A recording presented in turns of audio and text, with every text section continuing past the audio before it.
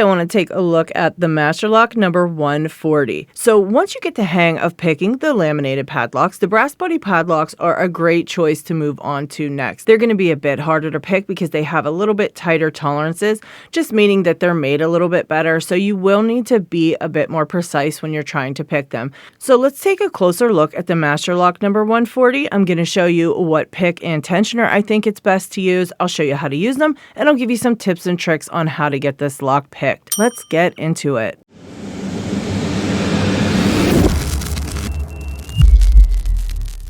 You may want to use a vise to hold your lock, or you may choose to pick this one in hand, but either way is fine. You'll need a pick and a tensioner, and for this lock, I would choose just a standard flat-tipped pick. And you will need to choose a tensioner that fits the keyway as tightly as possible. You may have to experiment and try several until you find the right fit. It's important to note that several new pickers prefer to use bottom of keyway tension, and a lot of the beginner sets already come with bottom of keyway tensioners in them, but I'm a firm believer that top of keyway should be learned as soon as possible for a couple of reasons. So learning top of keyway is super annoying, and I think you should just try to learn it while you're still working on locks with standard pins that you're kind of already used to, so you can just really focus on learning that tensioning and getting really good at it.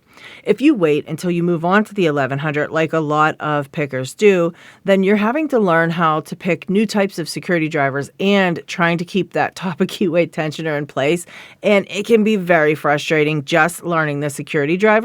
So if you've already got top of keyway down by then, you can really just dedicate most of your focus to learning the pins and not have to worry about that tensioner flying out on top of everything else. I'm going to show you how to use top of keyway on this 140, so let's get back to it. So one of the first things you want to do if you do have the key to your lock is just make sure that the lock's functioning properly and that the key works. And then we're just going to go ahead and set that aside for right now. From everything I've read, the older versions of the 140 can have a spool pin in chamber number 3.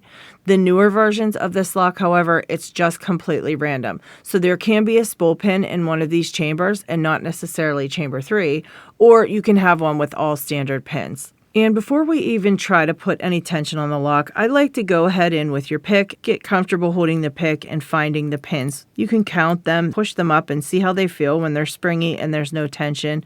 You just want to get the feel for the pins inside the lock, and this really helps if you just kind of get the hang of it before adding any tension. Okay, so once you've got a good handle on locating the pins and counting them and kind of feeling what they all feel like when they're springy, you can then proceed to add some tension and feel around in there again. Now, I said earlier, you're going to need to find the tightest fitting tensioner that you can, so you might have to just, try out a few different tensioners and see which one's going to work best.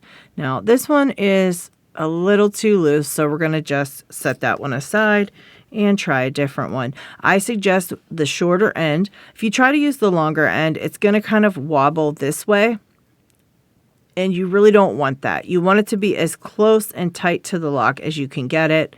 And this one actually fits pretty tightly inside the lock as well. And I think this is the one I'm going to choose. That little part right there, you're going to place it right into the very top of the lock, right? You don't want to scoop that first pin underneath it. You want to kind of stay away from that first pin. You might bump into it, pressing it into the lock, but as long as you're not scooping it up and underneath the tensioner, you're going to be fine. So picking a lock is all about feedback. You're going to feel feedback on your pick that you're holding, and you're going to feel types of feedback through your tensioner as well. Knowing what that feedback means will tell you kind of what to do next and exactly how to pick the lock. There are officially 3 pin states that you'll need to identify when picking a lock. I'm going to tell you about 4 though, because I find that there is another one that I want to talk about. You have the springy pin. Those are pins that do not bind, and they just feel springy, just like they did when you first tried to feel around inside the lock before you added tension. That's a springy pin. If you push up on it, it kind of bounces right back down. If you feel a springy pin, you just move on to the next pin. The next type of pin you might run into is a binding pin. So the binding pins kind of feel stuck. When you try to push up on them, they feel like they don't really want to move. When you find a binding pin, you're going to try to gently push it up, and you are either going to hear a click, you might feel a click, or you might feel some type of core movement. You could feel just one of those things or all of those. As long as you feel at least one, you're probably on the right track. Next, we have the jiggling pin. So the jiggling pin is a pin that kind of feels like it's just hanging there. Those are pins that are already set and there's no longer any spring tension on those pins. So leave those ones alone and just move on to your next pin. Now, the unofficial fourth pin state I want to talk about is the overset pin. This pin is one that you tried to set and you push it up too far. And now the key pin is actually stuck right up at the shear line. You can kind of feel that it is overset because when you try to pick another pin, nothing else will bind inside your lock. So you might not feel another pin bind at all. If that happens, you've most likely overset the last pin that you tried to pick. When you overset a pin, it could cause pins that you have already set to drop. It doesn't happen every time, but it can happen sometimes. When you accidentally overset a pin, you can recover from it by simply letting off the tension until the overset pin drops. You can actually just let off tension gently and all your pins will drop. You have to be careful with it. It's something that takes some time to learn. So you might have to try it over and over again until you get the hang of it. We're going to go ahead and get the tensioner in. It is tighter fitting. We're going to use the smaller end. We're making sure not to hit that first pin.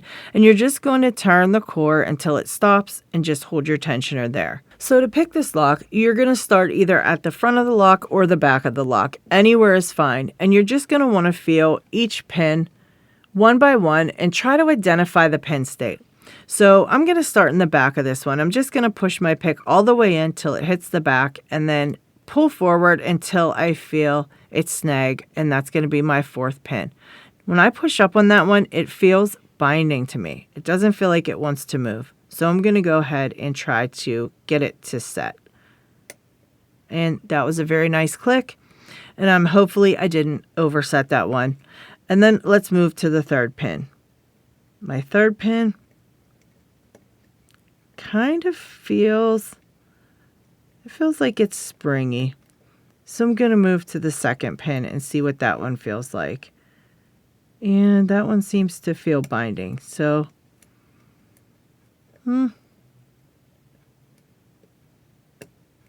got a little click there. And now to the first one, that feels binding as well. And I'm going to try to get that one a click.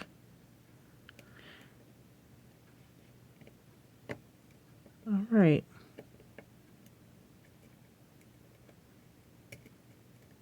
Sometimes it's hard to reach the pin that is the first pin in your lock because it is right behind that tensioner. Again, it's just something you've got to practice. And now that I've got to start in the back again, and I'm going to test each pin out. And that fourth pin now kind of feels jiggly. And I think it's right because I did set that in the last round, and now it feels jiggly. So I'm going to move to the next one, which is number 3. And now that third pin feels like it's binding a little bit. Let's see if I can't get it to click. All right, guys, I'm not feeling like it's wanting to do anything. So I think that I have overset a pin. So what do I do if I've overset a pin? I'm just going to let off tension until I hear that pin drop back down and then start over again and continue on picking and see if I can't get it to open. All right, back to that first pin. And now I'm just checking each one by one.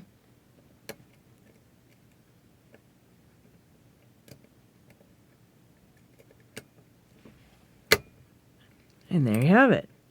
So the trick is, guys, you just want to check each pin one by one and identify the pin state. If it is binding, you try to give it a click. If it is springy, you move to the next one. If it is jiggly, you move to the next one. If you can't find anything binding, then you most likely overset a pin and you just need to ease off the tension until you hear that pin drop and then continue on picking. Or you ease off the tension until all the pins end up dropping and you just need to start picking again. I hope this helps you get your 140 open. If you have any questions or you want to leave any tips and tricks that you've learned from picking this lock, feel free to do so in the comment section. If you do like this video, please give it a thumbs up. And if you like my channel, please subscribe for some more Locksport tips and tricks.